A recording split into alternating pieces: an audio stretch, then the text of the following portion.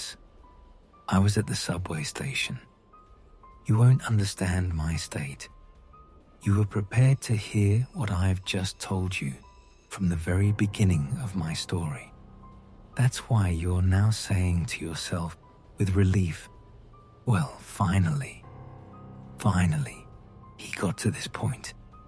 And yet, you're completely incapable of my thoughts and feelings at the time. Perhaps I'm simply not a good storyteller, effectively building to the main point, if you weren't the least bit surprised by what I saw.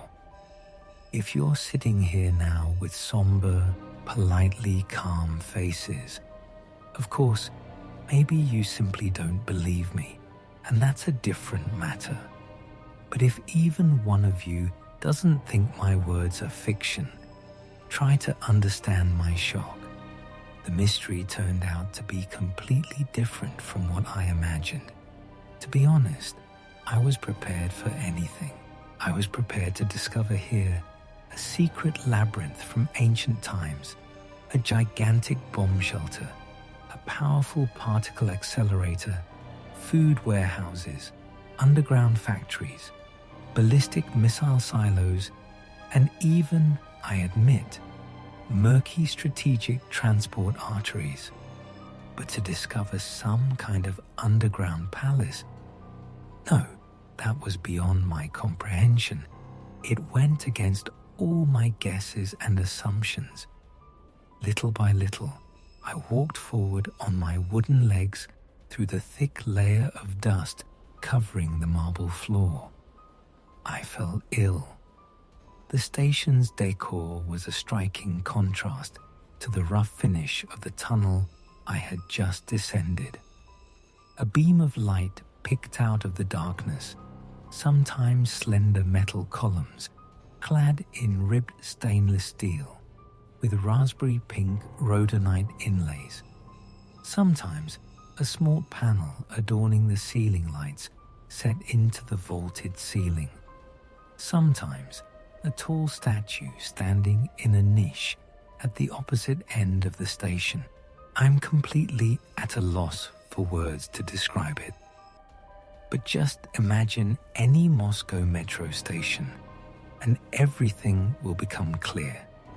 Of course, there was none of the brightness, sparkle, and cleanliness familiar to a metro passenger. The darkness was dispelled only by the beam of my flashlight. And, as I've already said, everything around was covered in a layer of dust. But it was an even, untouched layer, so there was no sense of dirt or any kind of disarray. The station seemed to be covered with the lightest gauze blanket, as if trying to slightly muffle its overwhelming splendor.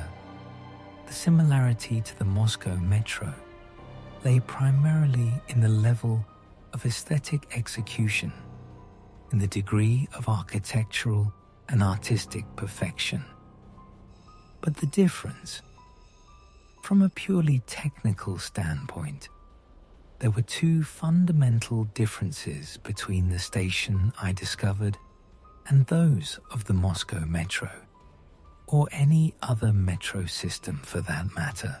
First, it was almost half the length of a regular station, 40 to 50 meters, no more.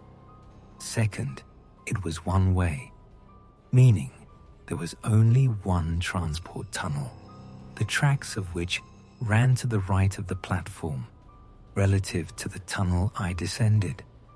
The tunnel's diameter seemed significantly larger to me than the usual metro tunnels I was familiar with. I walked along the platform and approached the 3-meter-tall, shimmering copper figure in the niche opposite. There was no doubt about it. Igor Vasilievich Kurchatov. But this wasn't the stern and unapproachable Kurchatov who now towers over the 20th platform. Here he was depicted laughing cheerfully, his famous beard slightly upturned. In his hands, He held a model of an atom with spheres of electrons attached to wire ellipses. His entire figure exuded such health, joy, and optimism that I couldn't help but smile. Though at that moment, I was far from happy. The Soviet atomic scientists have fulfilled their duty to the country. I, V. Kurchatov, I read on the granite-faced pedestal. And these words, this obsolete word, atomic scientist, suddenly made me shudder. Goosebumps ran down my spine, and an unstoppable lump formed in my throat. I felt as if I were in the breath of history.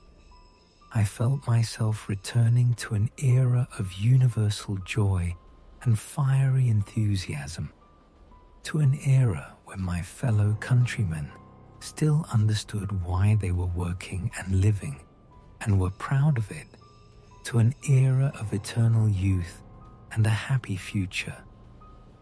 For a moment, it seemed unreal to me that somewhere up there they were cursing the president, dreaming of getting any money, unable to feed their children, and most importantly, seeing nothing ahead but the inexorable approach of old age and its terrifying companion that follows. The gigantic mosaic panel decorating the wall of the station opposite the tracks held my attention for a long time. I would call it history, atom, or perhaps that's what it really was called. There, surrounded by cathode ray tubes, nuclear reactors, synchrophasotrons, exploding supernovae, flasks, retorts, and all sorts of physical equations with the invariable E equals mc squared. At the center, depicted were Lomonosov and Becquerel, the Curies and Rutherford, Einstein and Fermi, Kurchatov and Landau. Incidentally, it was thanks to Lev Davidovich that I later concluded that the station wasn't designed until 1968. Looking at the pattern on the marble floor slabs, I didn't immediately realize that the intricate ligature was nothing more than a stylized image of an atom.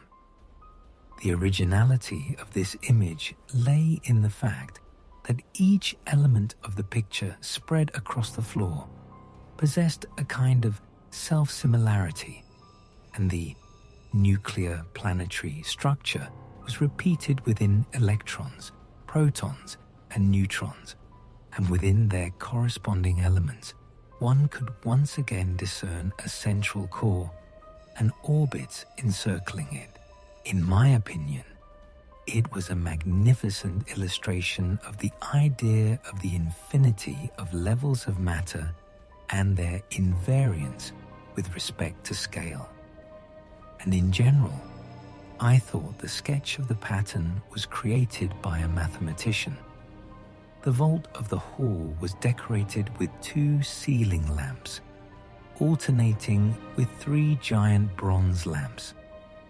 On one of the lamps, I made out something like a spaceship plowing through the vastness of the universe, and on the other, a panorama of a beautiful city with tall buildings and transparent flying machines suspended in the air. Perhaps this is how the author imagined the Snezhinsk of the future. Yes, about the air. The air was musty. Not that it had any odor or was difficult to breathe, but it felt like a room that hadn't been ventilated for a long time. Perhaps, however, this only seemed so in an unconscious comparison with the invigorating atmosphere of most of the country's subways. I don't know. In any case, it was clear that even if there were ventilation systems somewhere, the mine's exhaust systems have long since stopped working. The air temperature, in my opinion, didn't exceed 10 or 12 degrees. It was relatively dry. I jumped off the platform and walked a little deeper into the tunnel. The familiar breeze was gone, and the wind from the approaching train didn't ruffle my unruly hair. Thick, dust-covered cable bundles stretched along the walls. The rails, sleepers, and concrete foundations were also coated in the same dust. I kicked the contact rail mounted on brackets to the side and just above the running rails, but it was already clear there was no sign of electricity here. Suddenly, I felt tired. I realized I was holding on with all my strength, and only the alcohol was keeping me from going crazy from everything I'd seen.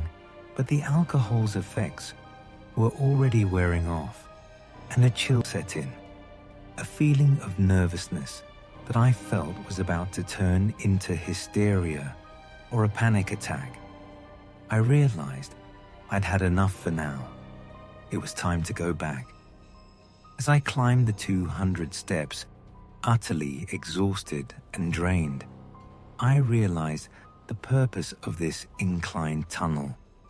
Escalators were supposed to be installed here to carry passengers up and down, along with all sorts of drives, sprockets, and tensioners. Supposed to, I asked myself. So where are they? But the question was too much for my brain, exhausted by the impressions, to handle. With difficulty, I climbed the brackets to the hole I'd made 2 hours earlier, to the window beyond which the familiar world began, beyond which my native Snezhinsk snored rhythmically in the sweetest pre-dawn sleep. I threw in my bag and my windbreaker and was just about ready to squeeze through myself, when suddenly, I don't know what it was, perhaps I just imagined that creaking or screeching sound coming from somewhere far below, but then I froze in place, hanging 3 stories high, my neck unnaturally twisted, staring and staring into the darkness of the descending tunnel, listening warily and feeling my insides turn cold. Then, as if awakening from hypnosis, I threw myself into the opening with a single movement, shattering the lantern in the process. Kurchatovskaya Station, I muttered nervously, rising from the floor in the pitch darkness, trying to suppress the fear gripping me with just the sound of my voice. Exit to the Yubileyny store and school number 126. Careful, the doors are closing.